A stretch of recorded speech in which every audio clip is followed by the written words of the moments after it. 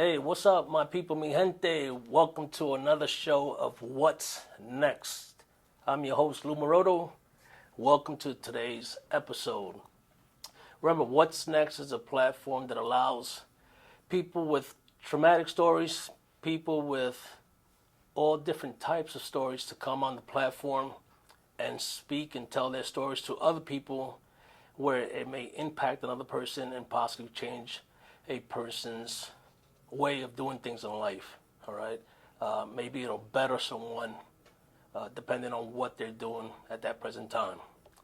But before we start the show, I want to say thank you to the people who have given me the opportunity to be on this platform. I want to say thank you to Simpatico Real Estate, my man Tommy Morrison, who has blessed us with the equipment and the venue. I'd like to say thank you to my man Joe Van from the Bushel Stop, which is a landscaping business for residential and commercial properties. If you need any type of landscaping for such type of buildings and houses, please go see the Bushel Stop. There's about 6 or 7 stores located in South Florida, so please go see them for any of your landscaping needs. So with that said, today we have a special guest, another special guest, because I believe every guest is special. Everyone has a different story. So it's been a minute since our last episode, and that's due to my present career, which is almost at a near end for getting to the retirement phase. It'll give me the opportunity, it'll afford me the opportunity to do more shows and have more guests. But again, our whole purpose is to allow or to give people a platform to tell impactful stories that can possibly change someone else's life. Okay? So with that said, I'd like to introduce my friend, veteran Mike. And Mike, let me know if I pronounce your last name correctly. Viscellaro? Yes. Okay, good. I said it right. Said it correctly. Mike Viscellaro. Okay. Welcome to the show. Thank you. All right. Mike is a Army combat veteran who served in Iraq, correct? Correct. And what year was that? 2008 to 2012. 2008 to 2012. And what was your rank when you Specialist. when you left? Yep. Specialist. Okay. Honorable discharge, correct? Yes, correct. Okay. So let's kind of start from the beginning, Mike. Tell me where you're from. Tell me where you grew up, where you were born and raised, and we'll kind of start from there. All right. All right. I was born in West Palm Beach. My dad is an Italian, first generation family that moved to Brooklyn, and coincidentally, I never knew this until recently, but my grandfather, his father, actually served in the Korean War, infantry, and has a Purple Heart from fighting in that war. My mom was a nurse and lived in upstate New York, and then she came down to Florida for her career, and that's where she met up with my dad, who is a pretty well-known landscaper in the area, Palm Beach area. He just always kept it very small and kept it to himself. He never grew into a big company. Then I grew up, I was brought back to upstate New York with my mom, and that's where I was raised, near Seneca Lake, and Geneva and Lyons. So small town, small city, and yeah. So real quick, Mike, not to interrupt you, but so you grew up in Mike gave me a bunch of some books that he wrote, right? Yes, Soft-cover correct. books that he wrote. A lot of information as to some of the stuff that he endured growing up as a kid, stuff that he endured while he was in the military, and then more importantly, the stuff after the military. But he's got some really good material I would imagine one day you're trying to get this published so other people can read your story Yes. if they don't hear it here. But you grew up in, I'm sorry, you spent a lot of time in Lyons, New York, right? Yep. And that was like way up north, right? Yep. Correct. And I in reading your material, I saw that your granddad was a big influence in your life, a big part of your life, correct? Correct. Yep. Tell me a little bit more. Tell me a little bit about that, if you don't mind. He was a farmer and owned a lot of land. And after his kids grew up and went on with their careers, he kind of got away from a little bit of the farming with the animals and got more into refurbishing John Deere tractors. I never knew how unique that is until recently, but he would get old tractors and bring them in the barn and completely break them down by himself, piece by piece. And then when the factories were shutting down, he took advantage of that to get machines like a lathe and things like that. So he was taking metal and fabricating bolts and pieces of the tractors, and then he had manuals to follow as far as color code and operation, and I didn't really know all that until getting older, but I was that little kid just kind of running around by his side and playing around the barn and getting my hands dirty. I saw a lot of the photos in the manuals or in the books was like big, like John Deere type tractors and stuff like that. And I read one story where you actually put or fixed one of the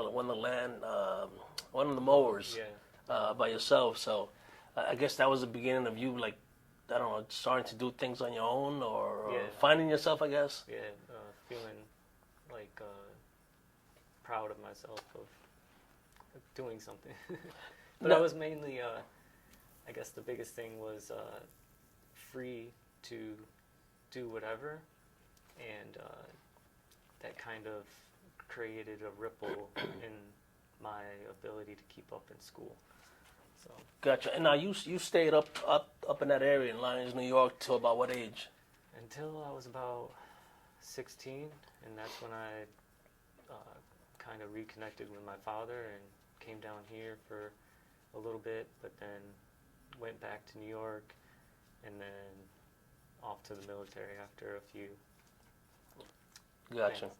Now, your mom and your dad were they around in New York or no? No, it was just your granddad for the most part. Yeah, my mom was working hard and trying to find love in life, and my dad just kind of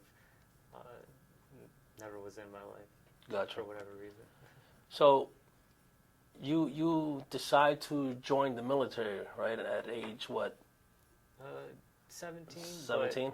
You know, there's that transition phase where you're talking to the recruiter and you're figuring things out and you're meeting requirements and things like that. So by the time I did go in, I had just turned 18. Did you have any idea of, like, you know, I was a veteran myself, right? You know that. I really didn't know what to expect when I signed up. All I knew is that, you know, I was in school. I was, believe it or not, I was an architect major in New York, in Long Island. I was taking some classes to become an architect major, something that my dad really wanted me to do. But ultimately, I wanted to go into the Marine Corps right after high school, but my dad wouldn't sign my contract. Knowing what I know now, I'm glad I didn't go on the buddy system. That you know that was, I don't know if they still have that. Yeah, I actually went in on that. Oh, they still have it? Yeah. Okay. Well, I mean, for when I went in, I did. I'm glad I didn't do it. You know, because I saw how they kind of treated you, so that I didn't. I'm like, thank Jesus, I didn't come in on a buddy system. But finally, like after doing like 2.5 years of college, I signed my own contract and went in. But going back to the question, did you have any idea as to what to expect when you went in?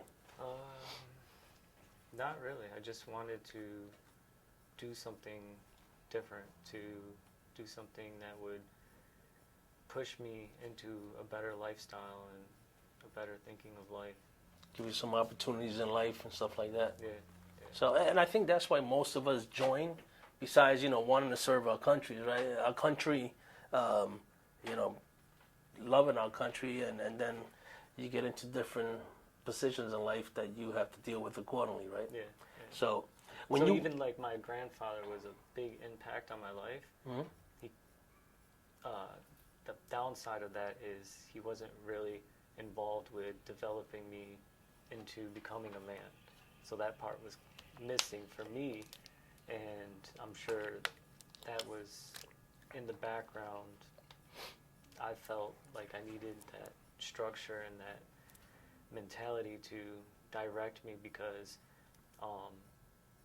being sheltered and being highly sensitive emotionally,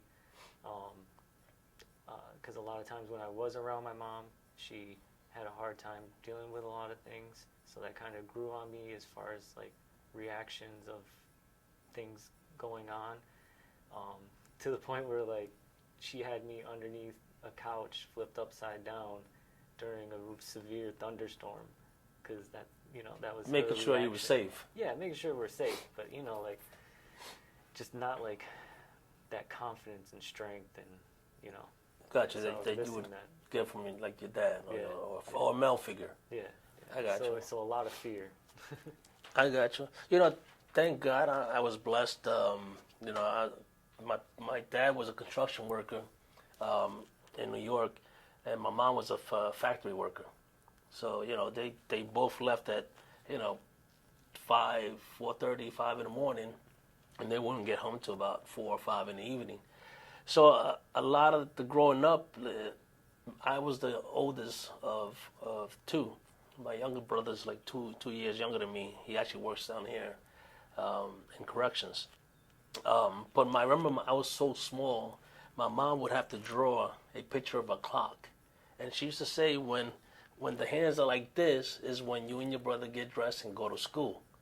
And I think that's one of the reasons why, if you tell me to be somewhere today at 4, I'll probably get there like at 2:30, because I'm so worried about being late. Yeah. And my dad had placed that fear in me back in the days, like don't be late, don't miss. I remember one time, real quick, man, that I left so early that it was still dark. And when I got to the school, the janitors weren't even there yet. And I'm talking about elementary school. Yeah. And the janitors weren't even there yet. I go to open the building, the doors are locked, so I grab my brother, and we go back home. For whatever reason, my dad got home early that day, and he's asking us why we're home so early. And I told him the school was closed, and he's like, there's no way, it's a school day. And he went out on the street and he asked a couple of people, hey, was the schools open today? And they said, yeah. But once, before the meeting, he was able to ask you the question, like, tell me why you didn't go to school. And I left at this time. I got there and it was dark, and he understood, like, shit, I'm making my kids have OCD, man. Yeah. All right, Mike. So tell me. So now you decide to join the army. Yeah. What's your you go to boot camp where? Fort Benning, and some of it, the motivation too, as well, was because I didn't have that structure. Mm-hmm.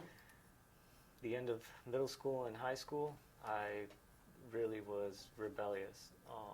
So that whole sheltering thing really affected my ability in school to make friends or have confidence. And because of that, I looked for belonging and friendship in the streets. Consisted of like skateboarding around and hanging out and skipping school, and a handful of buddies that I had good times with ended up going into the Marines and going into the military. So that kind of also was a little bit of a push too. And then when I talked to a recruiter, I kind of was, I guess it's profound to say, but I got in trouble with the law a little bit. And because of that situation, I was kind of grateful to be given the opportunity to serve my country, but at the same time, kind of was given the crumbs.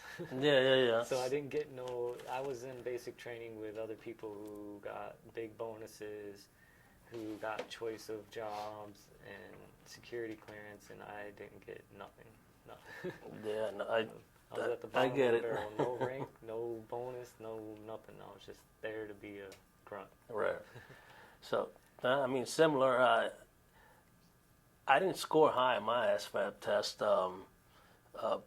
but I think it was like I went on an open contract.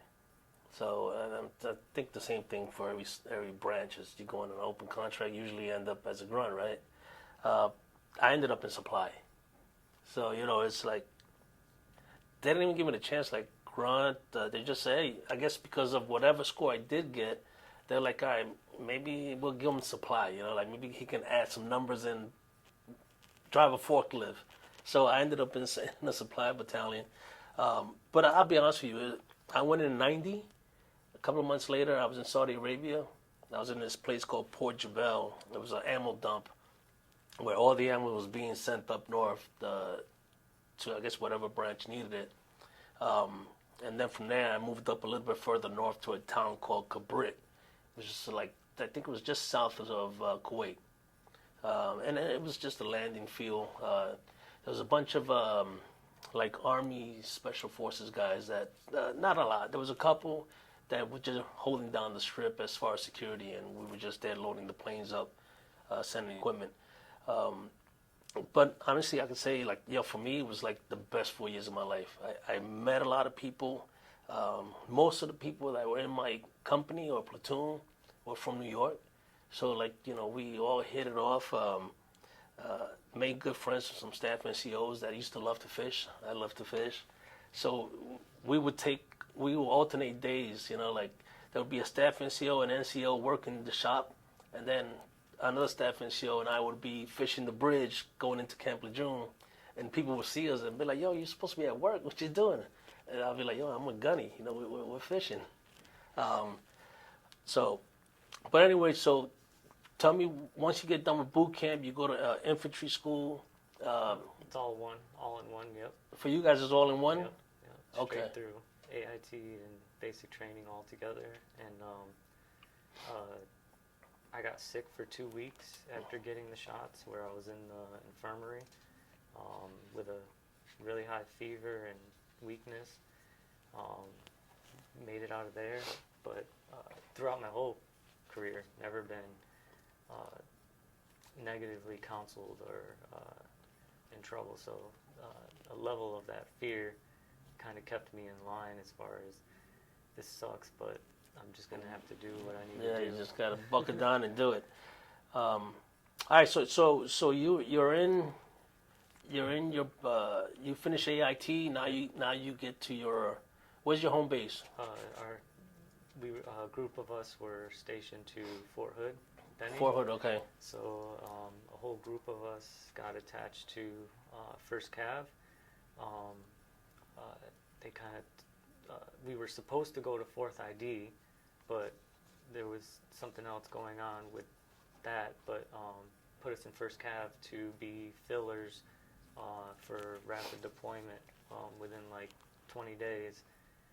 So when we arrived, we were kind of misfit fillers, meaning a lot of these guys already knew each other, already had a brotherhood and connection, and we're just, here's a sprinkle of a couple of infantry guys from basic training Gotcha. to fill in. And at that time, they had completed all their trainings and qualifications, and they just quick, like, check in the morning and then go do family things or go get equipment or wherever else you got to get checked off, and then report at certain times, and then that was it. So there was no real structure. It was kind of like getting ready to deploy. Both emotionally, family, things like that. But for us guys that showed up at the last minute, some of us, It was like grab what you can and roll out. We didn't have time to situate family, to set up housing, to Gotcha. do any of that. And that is unfortunate because, you're leaving and you're stressed out already. You're at DEFCON 5, 4, because you're being deployed to somewhere where people are getting hurt. Yeah. And then you're also thinking about your significant other that you're leaving behind, wife, kids, etc. Yeah. Making sure that their feet they have a foundation, that they have a housing, food, and everything that a family needs. Yeah. So it sucks.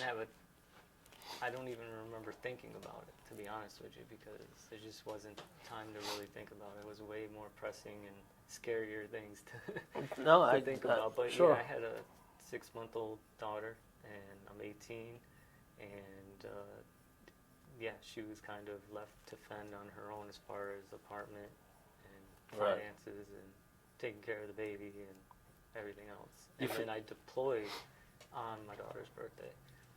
Was our deployment date, June 15th of 2008. I remember you told me that.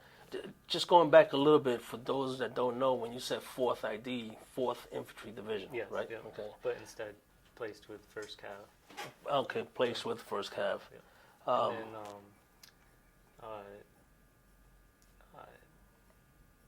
some of that fear came from reactions from other soldiers. There was a lot of fear going on because it was like the push to put more troops in as quick as possible, and emotionally, a lot of guys, there's a handful of guys that couldn't handle it. So people were doing dumb things in the barracks to get out from being deployed. Yeah, from being deployed, or That's I like talking about the things that people don't really, they kind of ignore. Absolutely. Don't want to talk about it, but it's the truth. Like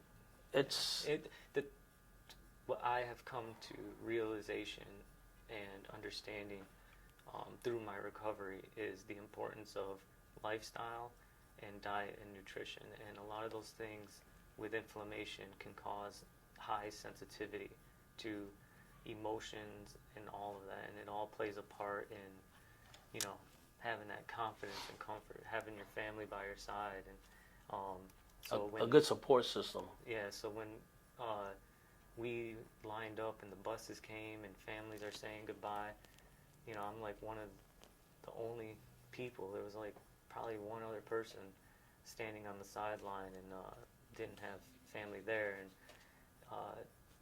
those moments really put a knot in my chest because I couldn't cry. I felt a great amount of sadness, and just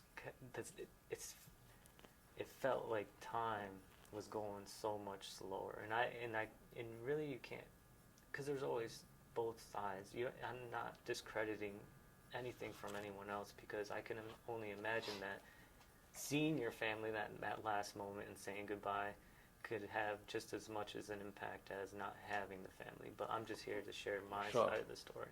Absolutely. And that's why we have you. We again, thank you for coming on and telling your side of the story, because I think that's one of the first steps to recovery, right? Is being able to tell your story. A lot of people are afraid to tell a story. Is that true? You gotta be vulnerable. Yeah, because you are vulnerable. You're telling something private to social media, right? So you gotta, There's lots of judgment. Yeah, I think back then there was more judgment. Sides of all reality right now, and it's what I want to be a part of is that bridge, that in between, that gray area where we can all come to agree on certain things, and that's what matters the most, because there's two sides of everything, Now, you have, like I said before, Mike has a lot of a great story.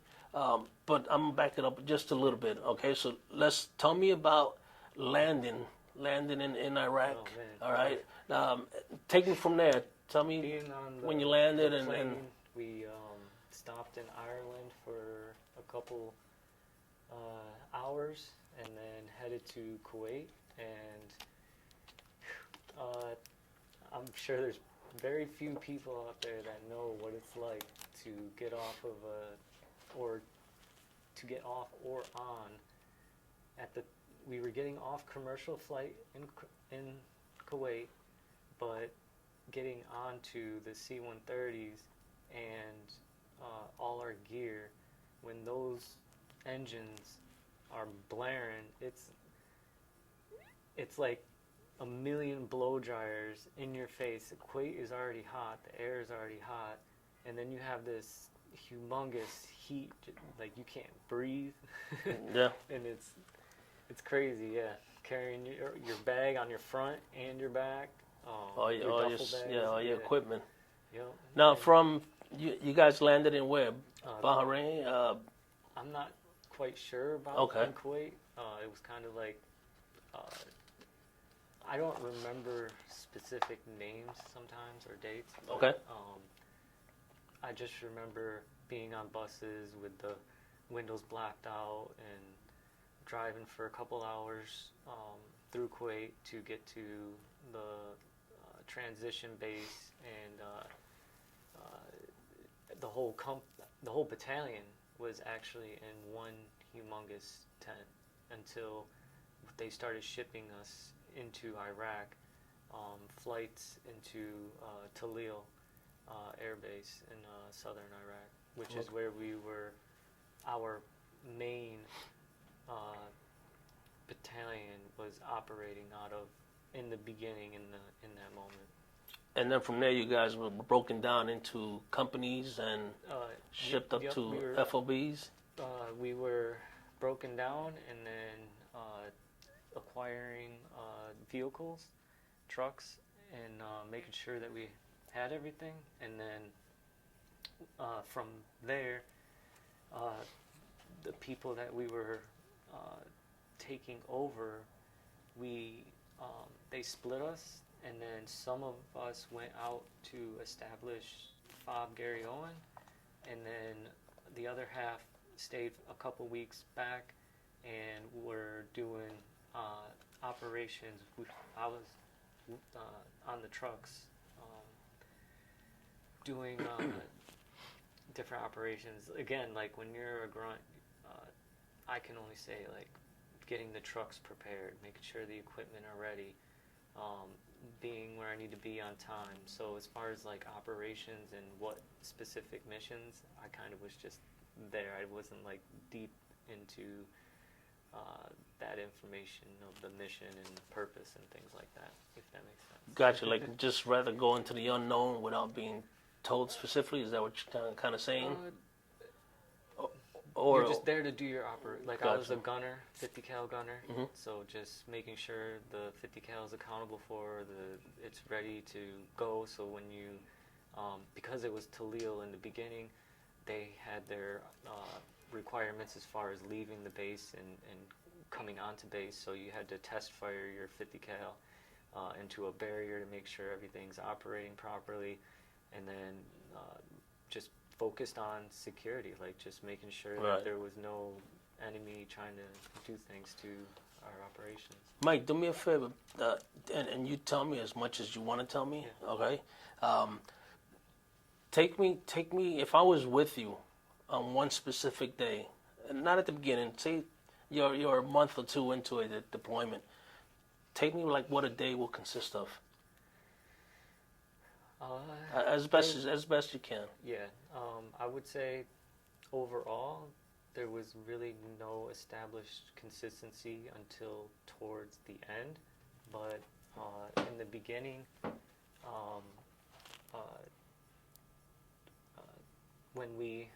when the other half went to Gary Owen, they had just. I'm sorry to interrupt because it's like a thousand questions I want to ask you. Tell me how the name came about, Gary Owen. Gary Owen is actually a platoon that served in Vietnam, which is the movie We Were Soldiers was based off of, and the whole entire company had pretty much gotten killed. Yes. And they abandoned that base. So we carried that signia and those colors, flags, streams goosebumps. into Iraq, and were the first Gary Owen base to be established since that nice. thing. Yeah. That's what's up. As far as the history of Gary Owen, I'm not like off the top of my Right. head. No, that's fine. I was just, I'm sure the people that are going to watch it are going to say like, who's Gary Owen? Well, why was the name Gary Owen? Yeah. But so take me through a day, um, good and bad, Like I as said, best you can. the Air Force leveled a piece of land in Al Mazrah, which is a few hours south of Talil Air Base, but closer to, real close to the Iran border, and very desert, very hot, very open, and there was at least, 5 inches, 6 inches of you think of sand on a beach, but this was like sand, but it was so small that when you walked through it, it was like walking on the moon, like really fine dust. So when the trucks are driving in and out and everything, that was before they brought in all the gravel stones and the T-walls and the tents and the supplies. So when our second half that I was with arrived, people have already died at that point. The base had already been hit with a few rockets. So when we got there, we're still setting up tents, setting up our, you get to kind of personalize your little area in your tent to kind of give you a little bit of privacy and a little bit of comfort with wood, just building your own little cubicle. And 16 guys in a tent, privates separated from sergeants. Sergeants had their own tents. And then with the incoming rockets and the consistency of it, we had to set up sandbags. And then day to day, me and another private, depending on leave or who's there, task was to make sure the trucks were filled with fuel, make sure the radios were running and up FBCV2 computer navigation system is responding, and setting up the 50 cal gun, and make sure the trucks are ready to go out on mission. And we would go out early, 6 in the morning, 6:30, and again, because this is a FOB, we didn't have the luxury of a cafeteria or cook. We didn't have anybody. We didn't have support on our base until it was built up in the months to come, when there were more T-walls, because with the fine dust, when it would rain, mud everywhere, mud inside your vehicle, mud all over your equipment. You don't have washing machines. You're washing your own clothes. Showers, you're just using like bottled water. So we would, our mission a lot of times was to, the higher chain of command was to touch base with different Iraqi police post, I guess, buildings. And then the main one was the academy. They were training huge numbers of Iraqi police force, and we were tasked with making sure, the main task was security.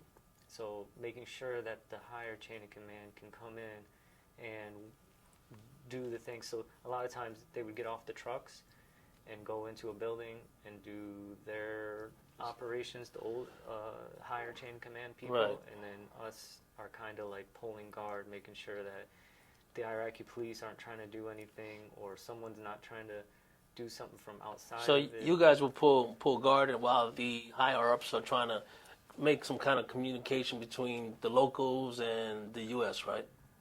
Is that the Iraqi police, particularly, because like I said, it was an academy, and then on offset days, it would be doing operations with them that have been trained out in the community. So if they were doing humanitarian, like bringing book bags to the kids or blankets. A lot of times we would let them take the lead as far as guns and communication and access into those communities, but then we were there to get punched at, I guess. I got you, yeah. A lot of times that's what happened is we would take small arms fire, sniper fire. They had a V-bid ready for us, and we had to reroute and Let the public know what the acronyms you're talking about. vehicle-borne IED Okay. on routes, intelligence. Calling over the radio as you're going. Kind of in the moment. Tell me a little bit about the stressors, the stuff that really stressed you out. And besides being in a combat environment, Yeah, that was because I read so much, and like I told you, I try to read as much as I could from your books, and you pointed out a bunch of different things from vehicle antennas, from stuff that can harm you. Yeah. While you were there without even knowing. You don't really know, and that's the thing too about my recovery. Kind of to jump ahead is in the beginning when I first got out, I turned the other cheek. I kind of just took the hits and moved forward, kept my chin up, and just kept trying to better myself. But then I came to realize how important my self-value is and my personal health. And at that point, you kind of have to start demanding respect or demanding things. And sometimes that can, if you don't communicate that properly, can come off as he feels entitled, or it rubs people the wrong way, when really it's just a cry for Right. help to do the right thing for yourself. So to go back to what I was saying is, same with my military service, is I just was there to have the experience, to do what I was told to do the best I could do it, and then make sense of it after the fact. But yeah, not knowing that, okay, so our trucks have multiple devices and things on it that can help with deterring an IED blast. So IEDs can be set off by hard wire, copper wire, which means someone has to detonate it in an amount of distance from it to actually set it off.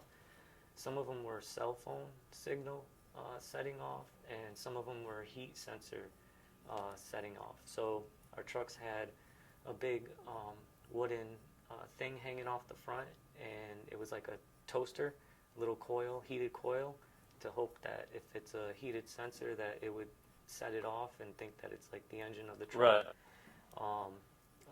And then we had big antennas that pushed out wireless frequencies that would disable cellular devices from setting off IEDs as well.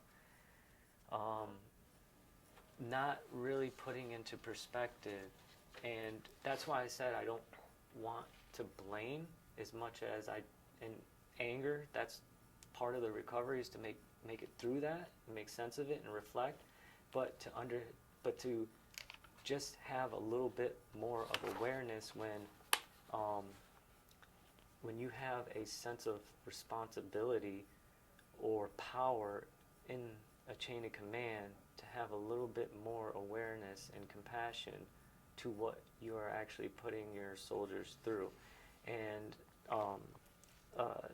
like I wrote here, is that I know a lot of ranking soldiers that do a lot of questionable or harmful things to soldiers. Some of these things you wouldn't understand the impact until you understand the value of personal health and wellness.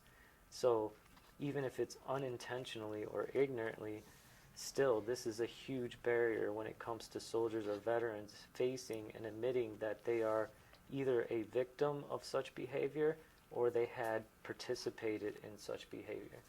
And I'm not, I don't want to point fingers, but it's to say that maybe you're not being trained properly, maybe you're not aware, but I'm here to say, like, these have profound effects on the human body and psyche and immune system, and anything that causes discomfort or inflammation, the body, the human natural instinct is to drown that out, and that's kind of where it makes it worse. Is because now what is immediately available to you to kind of get through those feelings. So like you got stomach problems, you're taking medication, or if you got headaches, you're taking medication. If you any part of your body, so like sitting on the truck and being from me to you away from an antenna that's pushing out this high frequency and has a little warning label, what impact does that have on the body's immune system and the brain and things like that? And I do a comparison, like to understand that when you have better awareness, you can apply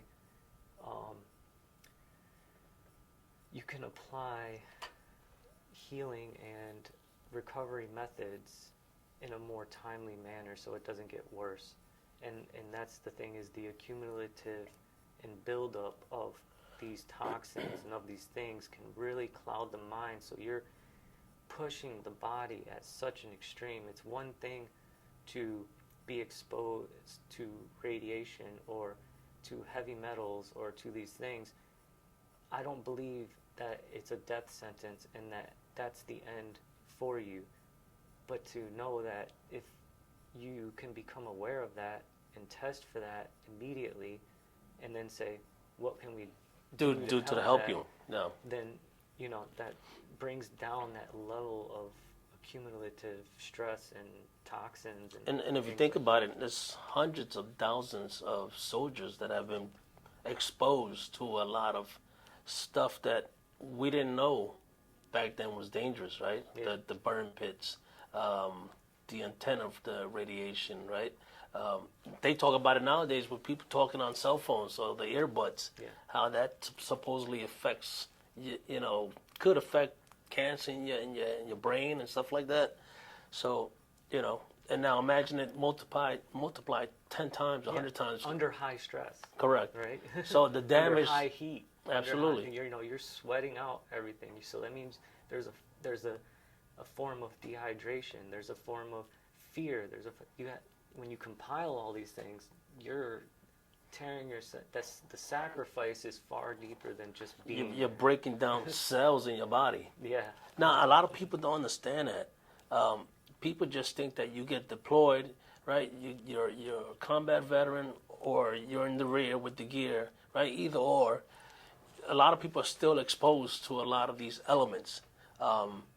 And as civilians, you're just watching the news, and all you're seeing is a soldier with a gun overseas, but you're not seeing those little things that we're talking about right now. That when you come back, you have to deal with it, because now you're feeling the effects of such things. But there's no time or attention on it. Well, at least for when I was in, and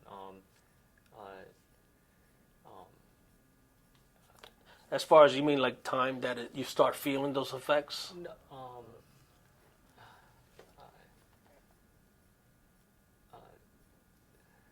when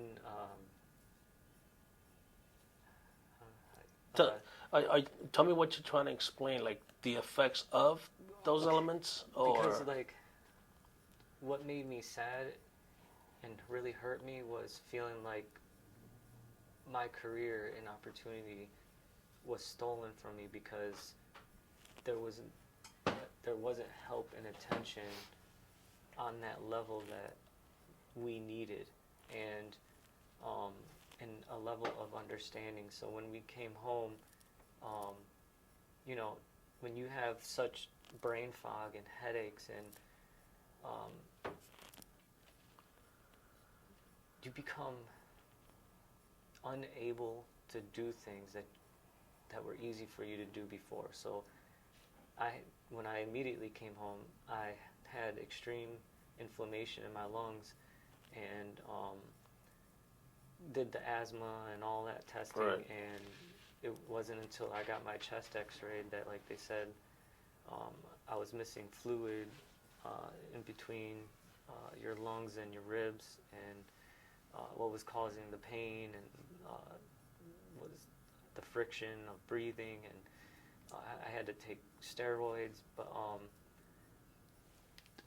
when you're in, very few understand this, but when you're in the unit, once you go through the first month of evaluations to set you up for where you are with your health and the impact of your deployment, and looking forward to appointments to either get a diagnosis or a treatment, is completely separate from the command's operations and their requirements. Their focus is, we got boxes to check off to get you ready to deploy again in another 11 months, and we need you here and we need you focused. And anything that takes away from that is going to cause friction and a fracture in that company, how you're treated, how you're looked at, what your value is, and a lot of people feel like their hands are tied, so they're like,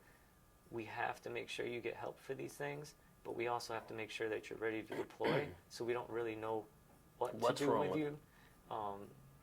Yeah, it creates a lot of... Mike, let me ask you a question. Some of the things that you just said right now, are you talking about like you come off of a deployment, you have no evaluation as to your body, as to, did anything... You're not physically hurt exterior, but interiorly, right? Yeah. And if you start talking about this stuff, I know that sometimes in the military, within your own, it's kind of like frowned upon to go to sick bay, right? You're soft, you're this, you're that. So you don't go to sick bay. Although you may be hurting because of for whatever reasons. I know in my era, 1990, 94, you didn't go to sick bay. Yeah. I'm telling you, you were considered soft. Nobody wanted to deal with you, mess with you. Yeah. So you didn't. Hey, you went to work. You did your job, whatever it was, and just kept it moving. Yeah. And now you may be feeling something that you dealt with back then. Now you're feeling it because you never had to treat it. But right? The biggest thing is, like I said, is feeling like a failure. So like when you're doing those big company runs, when you're doing the PT test, when you're doing certain things and you're experiencing a great level of pain and suffering to the point where you can't function, like what are you supposed to do at that point? Like it really puts you in a tough spot, because, and then you got the other factor of family, like your spouse and stuff. Are you getting, you're not only getting negative feedback and treated some type of way from your company, but now you're also getting negative feedback and attention from your spouse, which can make it even harder. I watched a lot of people fall apart. Oh, I can. Okay. I've talked to a lot of veterans, and I've heard different stories like such where there was no support for them and how they dealt with it. And everybody deals with it different. Everybody has a different story. I was going to ask you, were you married while you were in the SUC? While you were in you were already married before you went overseas? Yeah. Okay. Yeah. Oh, you say you had a daughter just born on your birthday. Yeah, right? and I was kind of influenced by the drill sergeants to get married on leave. So I was that group of people, handfuls of people that went home and got married because they were like, you have an obligation to take care of her financially, and that can come out of your check, or you can get married and the Army will help you with that. That's kind of how it was told to us. Yeah. So I think I got married after I came back. I actually went out with my high school sweetheart. We broke up for a little bit and we ended up getting back together a couple of years later, and we ended up getting married. And but she experienced or went through some of the headaches that I went, because I would write her home. Back then my dad had sent me a little tape recorder. So instead of writing letters, I would just speak into the tape recorder, and we would do that back and forth, along with the care packages that they used to hook me up. Did you get any care packages? No. It created. There was a lot of friction and disconnection and I had to, part of toughening up, Right. you would call it, but I call it, it's things that you need to heal from emotionally and internally.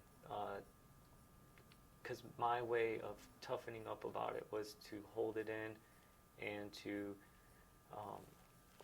suck it up. And that there was a moment there that pushed me into that, where I had to choose between making my wife happy with her demands or focusing on mission and being the good soldier that I could be to stay alive and complete missions and things like that. So there was a lot of her needing attention and needing things from me, and I couldn't do it because I didn't have, like I said, nothing. We didn't even have internet service or nothing. Right. And got me into a really depressed and crazy way of thinking. Sure, I guess, sure. yeah. Let me ask you a question, Mike. And again, you go as deep and as much information as you want to give. While you were dealing with some of these stressful situations in your life after the military, right? What were some of the resources that you later found out could have possibly helped you a little bit earlier? Or did you find any resources? You know, because we all know that supposedly the VA offers you certain resources if available or if Yeah. you're willing to go. But then I always say the system doesn't always work for everybody. No. I'm a big proponent of that. Advocate for that, because what I do for a living, I see it. Sometimes the system doesn't work for everybody. You know, and it's unfortunate. And, it sucks. I would say a part of that equation is meeting someone that is willing to jump in and help you, which is what my current wife helped me with, and I'm thankful that we met. And to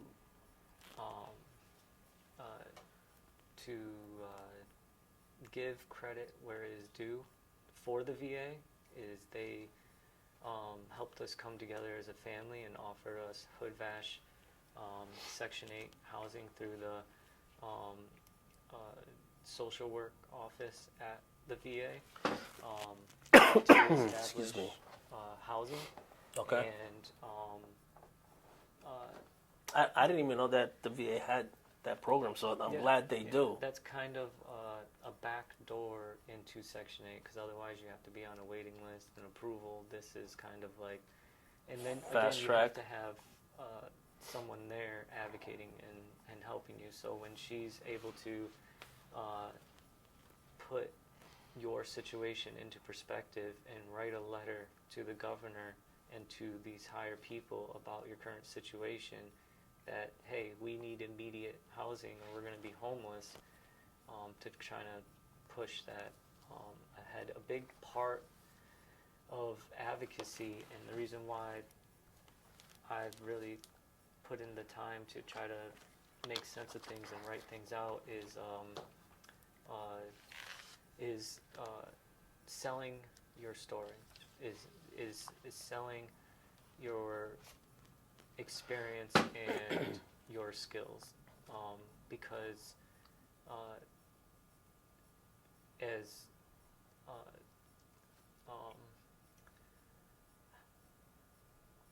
you are, it's like a competition as far as assistance and what's available there.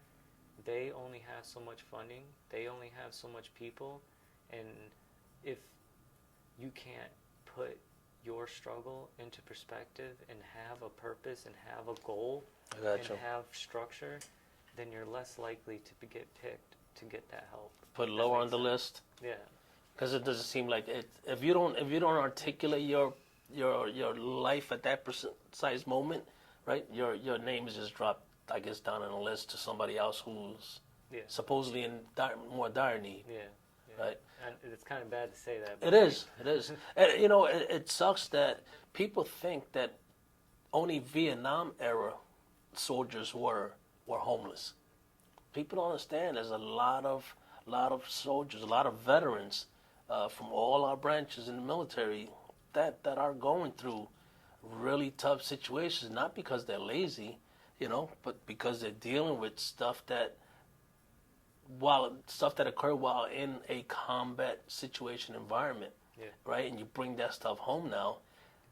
We're supposed to have gotten better after Vietnam, Yeah. right? And again, I know that there's the stuff out there that helps people, but there has to be more done for veterans. Yeah. Agree? Yes, yeah. I believe they should, honestly, I believe they should have life coaches. They should have somebody really holding your hand through that process and checking on you and helping you out, because if not, it's all up to the caregiver, up to your wife.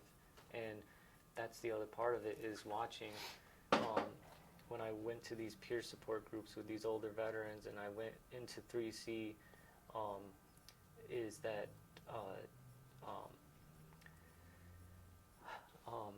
sometimes I lose my train of thought. No, because I know I say that a lot. But you ain't the only one. I do it all the time. So we were talking about trying to get better housing, better resources for soldiers because of the homelessness that is still occurring. Yeah. Right.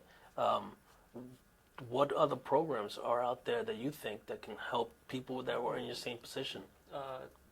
Well, for the Mentally, these physically, programs were anything. were good as like a band-aid to fix the situation, the immediate situation. So I'm very grateful to not have been homeless with kids, or to not have that assistance. But as the years go by, you have to have a way out, because if you don't have a plan or a way out and have that assistance, then it's kind of like, are we going to stay on this forever? Are we ever, like, sometimes there's moments where you struggle and you're like, okay, well, I can't get the assistance with certain, it's really, there's so many different things that play a part. Just hit on whatever you can. So for me, the GI Bill was available. That was my first line of financial assistance, because I had unemployment and I went to thousands of interviews between here and New York, and maybe it was the way I communicated, maybe it was my tattoos, maybe it was whatever, but I always got denied. And no matter who, college, unemployment assistance, VA assistance, no matter how many times I allowed these people to change or give opinions on my resume, I was still never breaking through. And I interviewed for like G4S. I interviewed for Goodyear in Pompano to be the guy that jumps out and ties the balloon down. I interviewed, and there was always a barrier as far as like, oh, your tattoos or this or that. And so when I went to college, that was a source of income, that monthly income, but not realizing that, with physical injuries, you have physical limitations. Correct. And people can see those physical limitations, which also offers outside compassion and assistance. But when it's internal injuries and visible wounds, you have emotional and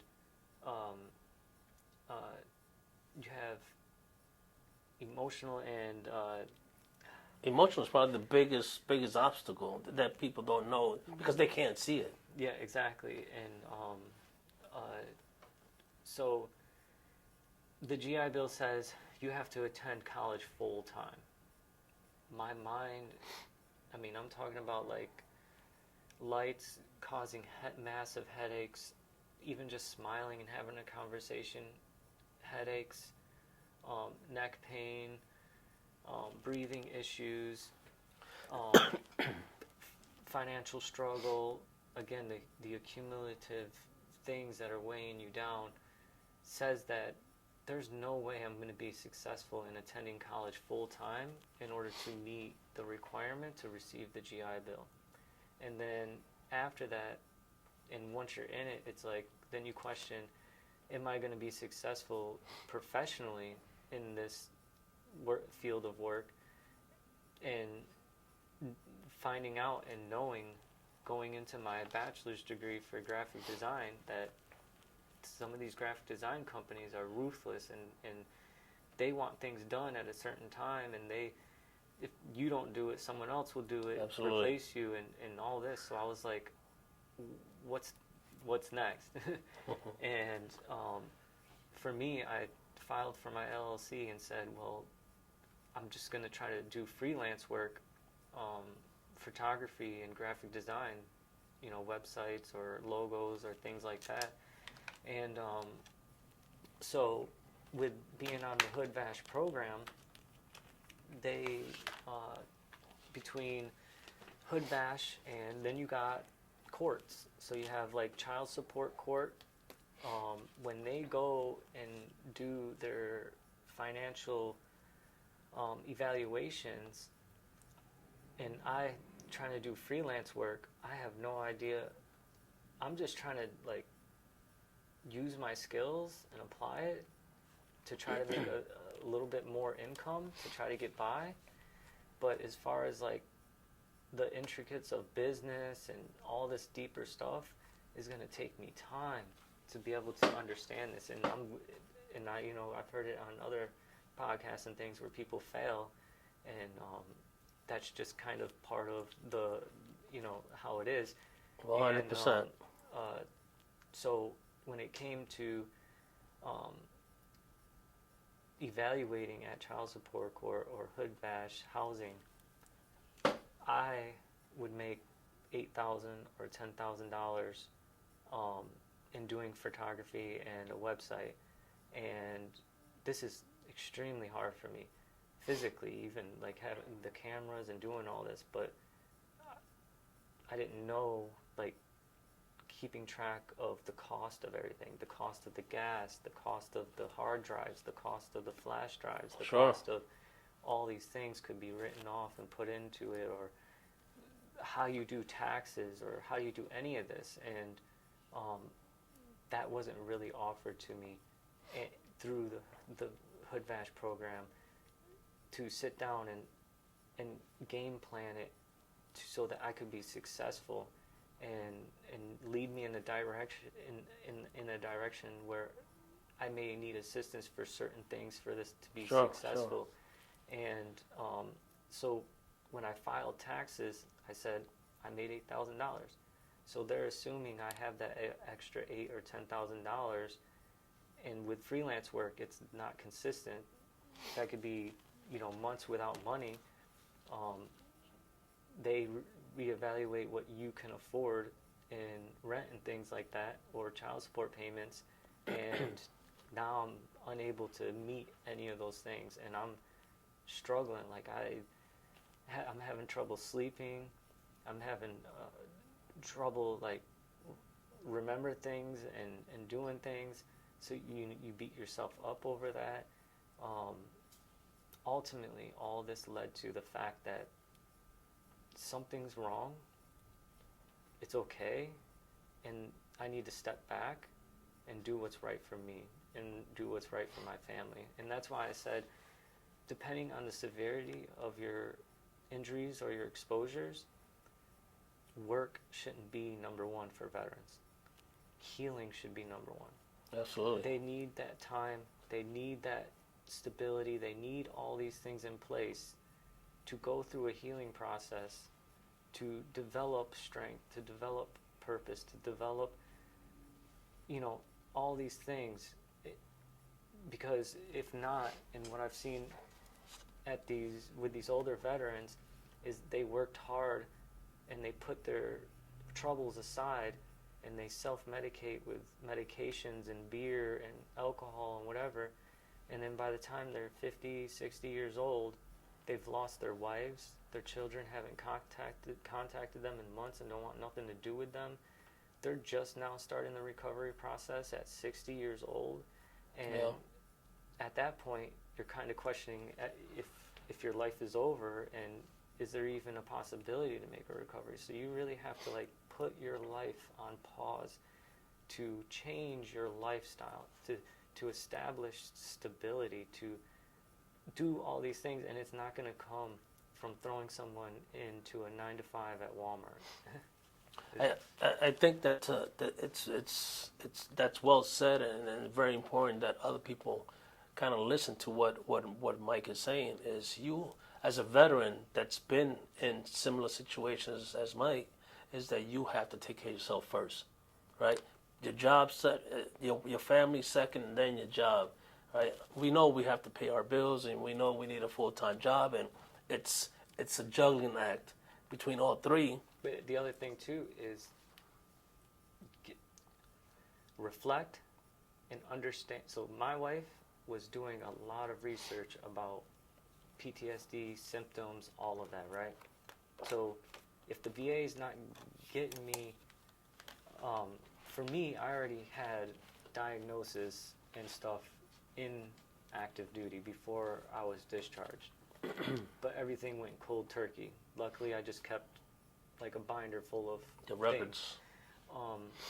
But going to the VA and saying, here's all my symptoms and what can you do for me, and they just throw medications at you and lengthy time between appointments, And hopefully you go away. there is no real success there. So what helped me get my disability rating and to establish that stability financially so that I could focus more on getting myself right, because my goal is ultimately to give back to the community, to get back to being productive,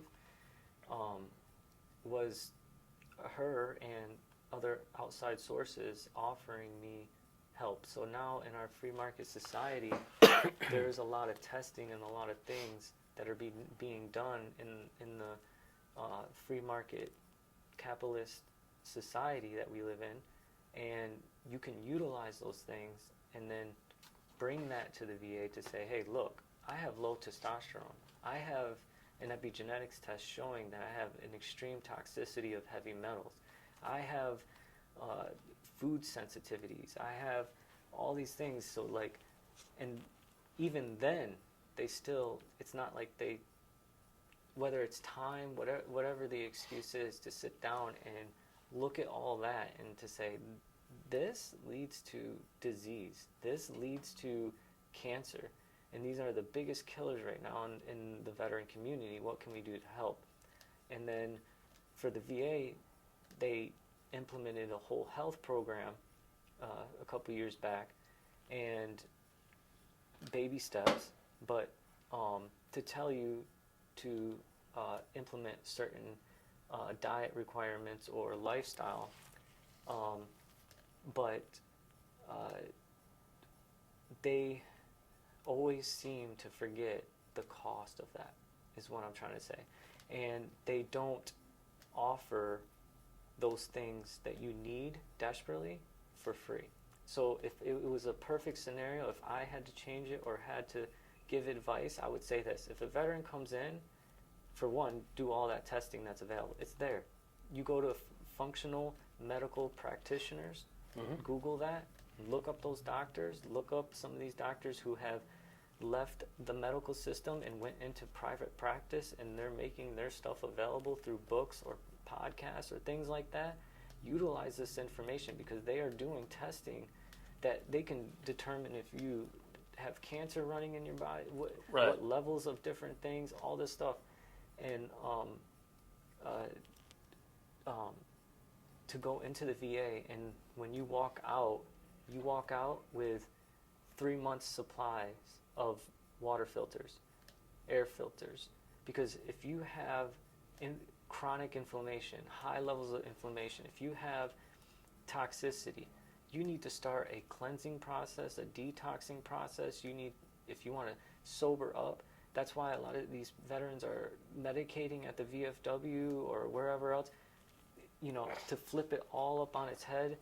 And this is why there's a little bit of friction in Right. the veteran community with me, but if you look at a veteran and you say in these appointments, are you having suicidal thoughts or feelings, and they say no, but then they turn around and smoke cigarettes and drink alcohol, let's be real with ourselves. The research is there, the evidence is there. Yes, you have personal choice and freedom of being American, but in fact, in reality, you are killing yourself. And if you expect us to feel sorry for you or to help you kill yourself, that's wrong to me, because I'm struggling to do it without that, and it's not easy. Like, I'm not, you know what I'm saying? And all I'm asking for is compassion and awareness. I'm not pointing the finger at you. I'm not saying you're less of a person than me, but what I'm saying is this is a fact. This is really what's going on, and we need to change it. And to understand that, you know, a veteran like me who has PTSD, where a loud explosion, we got, I would say 30 or 40, I would say probably more than that, I don't know, but incoming rockets, 240 millimeter rockets getting launched in on us. And to wake up, we didn't wake up to the siren warning us. We woke up to the explosion. Right. We woke up and to run for your life on stones with your bare feet, and to hear that rocket whistling past. I was setting up the gun, and I have pictures and stuff, but we were setting up the 50 cal, and a rocket flew in right over our head and hit the surgical medical tent and blew that whole thing up. And like the rockets following that, the concussion from these rockets were so huge that it would knock the wind out of your chest.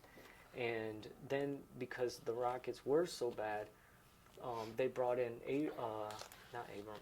Paladin's tanks, which is like a bigger round of it. Like the Abrams have like more of a urban combat size rounds and barrel, and then they brought in the Paladins into us, which is a bigger round.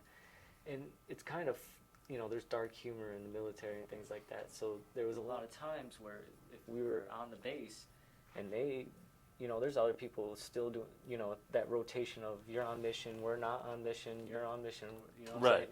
So some people will call in for fire or for loom rounds or whatever. You know, a loom round is when they launch this round that kind of hangs in the sky, and it's very bright, burning fire that'll give you like a mile radius in the field to see whatever, if there's movement or anything.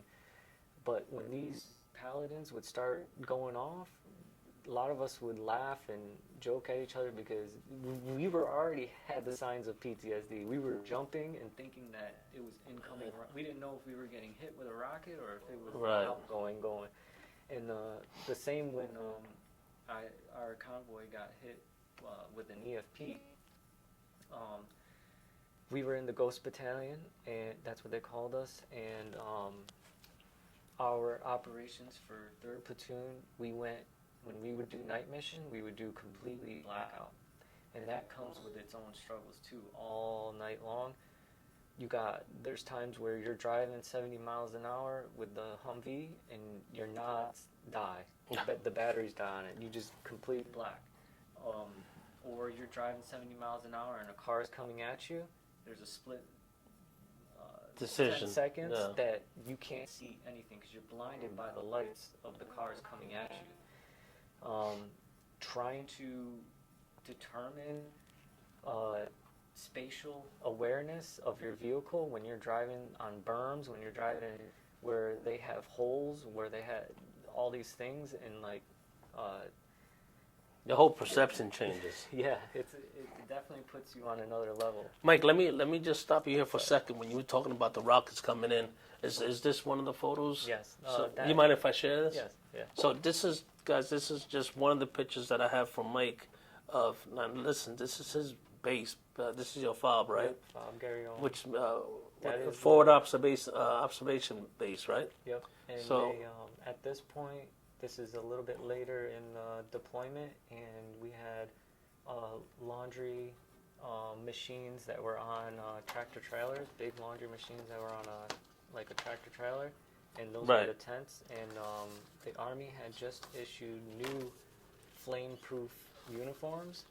So flame-proof. well, if you Google what materials or elements are put into flame-proof things, yeah, they burn. But that's the thing is you got to consider the materials that are in that tent. Like you're seeing plastic, you're seeing tarp, you're seeing metal, you're seeing, and that's the thing that I try to bring attention to is that, yeah, we had a problem with burn pits, right?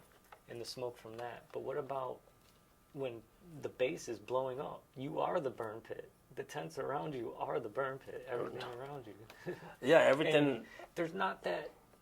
Here's your feces being burnt. Yes. Right? It's not flushed down the toilet. No. What they throw petroleum on that, right? Or diesel. Yeah, diesel. Diesel and stir it. Of course, you're smelling that and you have to stir it. So you're close enough to breathe it in. I had to do that once in Saudi Arabia. Let me, for the sake of time, I just want to show you guys some of these pictures that Mike brought and presented to you guys. We're kind of running out of time, so I want to show some of your artwork too. And this is ways that you use to better yourself. Yes, art therapy is extremely useful. The reason why I promote it is not just because I like to be an artist and expressive, but what I have seen in that therapy process.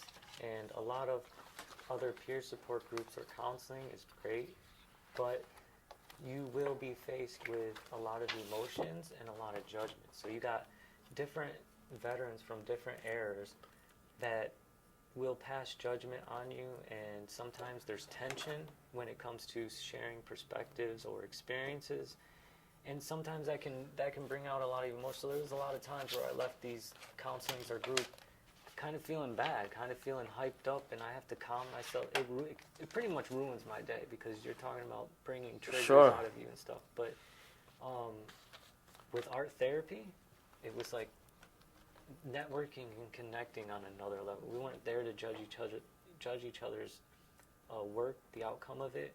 There is no expectations, and there was never really sharing. You share like what service you served in, but that's it. And then it's just like we're there for camaraderie, to support each other and just do this art and relax. And that's been really helpful for me to use those skills or perspectives to kind of release some of that stress and better yourself. Yeah.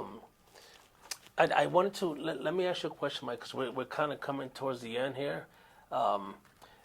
If you were speaking to a young veteran that just got out and is going through difficulties in life, what direction would you point him? What would you tell him if he's saying, Mike, I'm dealing with this symptom similar to what you have? What would you tell that veteran? I would say less is more. Try to be as humble as you can, and use social media and internet to explore everything that is around you in your community. I know it's not in every community. Maybe you might have to move, and I'm thankful for South Florida because there's a lot of companies that are doing testing, red light sauna therapy, hyperbaric oxygen therapy, cryotherapy. The weather down here helps because I couldn't be in bad weather long periods of time. That would trigger me. So to be able to go for walks more often, because more often than not it's sunny, to stress relieve, and stay focused, and like don't give in to the pain by self-medicating. Yeah.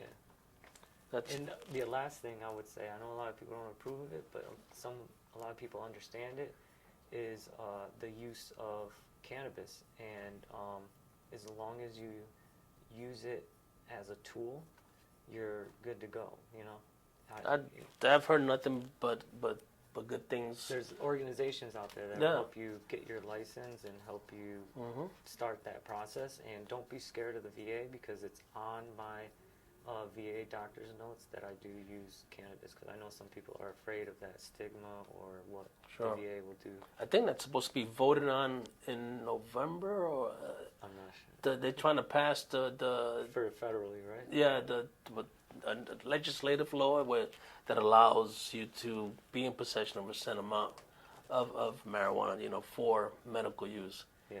And like I said, I would go to the VA, present all these things to them, do whatever you need to do to get that testing, get those things, and get your diagnosis, and get your compensation, and start.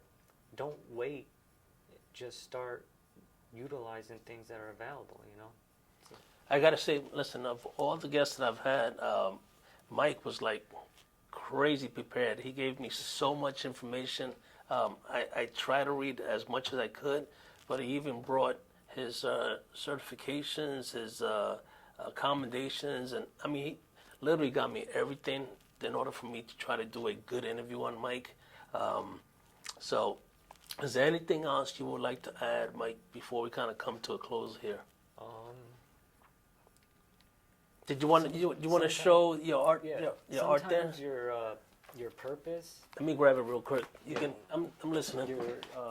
Your purpose can come from understanding that the fight isn't over because you're not serving your country anymore. That you don't have to be a part of an organization or a military to continue fighting, because we are fighting a war even here at home, and there's many aspects of war. There's information war, there's food war, there's politic wars, there's many different wars that you can find a new purpose to fight for what is right. All right, so this is one of your art pieces, This is right? to trigger a conversation. These are the elements that you're exposed to when you are exposed to burn pits and explosions. So we have arsenic, we have aluminum, we have fluoride, we have BPA, we have iron oxide, which builds up in your lungs when you're exposed to burn pits. PAHs, this is energy potential for when you're around an explosion, to understand there's a frequency of sound that will hit your body and your brain. There's air pressure. These things will affect your brain, your body, your immune system. This is your sympathetic nervous system that will be affected. And also, this is a little bit of my deployment in a picture too, as far as an EFP, which is the explosively formed penetrator, which is what Iran helped Iraq develop and use against us, which is what I got hit by, the 240 millimeter rockets being launched in. Right here. Speak about that one, Mike. 22 a day. For those that don't know, veterans that are being defeated by suicide because they feel like there's no other option. They're not being heard, and they're not receiving the love and the comfort that they deserve. I don't believe anyone that has love or comfort will kill themselves.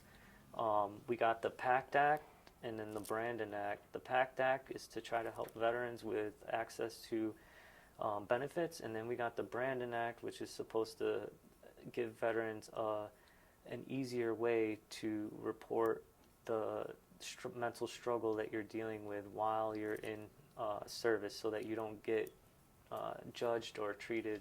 You're not supposed to be treated some type of way for asking for help. Sure.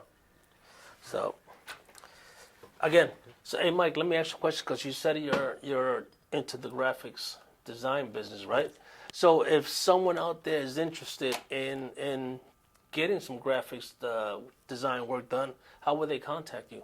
I have my Linktree, YouTube, and my Instagram. Which I'll put those all in the description underneath the YouTube video when it comes out. I'll try to get it done this weekend, but if not, early next week it'll be out there. So just send me the actual links, your email, and all that stuff, and I'll put that all in the description. Awesome. So hopefully some some veterans out there will support small business because it's not always about the big franchises. Let's support our own here in West Palm so that we can come up. Yeah. Right. Remember, there's options, guys. There's resources. There's options. You don't know what you don't know. That's what I was told. There you go. Okay. But it doesn't mean it's not there. You just gotta find it. 100%. Yeah, it's not going to come to you. You got to go out there and look for it. But there's options. There's resources out there. So with that said, Mike, thank you so much for coming today. I appreciate you telling your personal story. The trauma that you went through, and thank you for your service. Because you were out there in the fight. So we have to thank people like Mike and other veterans like Mike that are willing to do the stuff that a lot of people at home don't. Yeah. Right. So thank you, everybody. Thank you for tuning in today. Again, my name is Lou Maroto, so please hit that smash button, hit the like, hit the subscribe, follow us, support us, because I want to put more content with guys just like Mike, ladies, anybody that has a traumatic story that they overcame and came out at the light at the end of that tunnel. Anybody that has an impactful story that just is willing to tell to maybe save someone else's life. So please give me a call, drop me a line, protectingpalmbeach@gmail.com. You can look me up on Instagram at PBP Protection. Mike, what's your Instagram? Never Too Much Veteran. Never Too Much Veteran, all right? I kind of took that tag, That's because you can put it in front of anything. Never too much art, never too much food. Absolutely. So thank you again, guys. Everybody have a great weekend, and we're out of here. Awesome.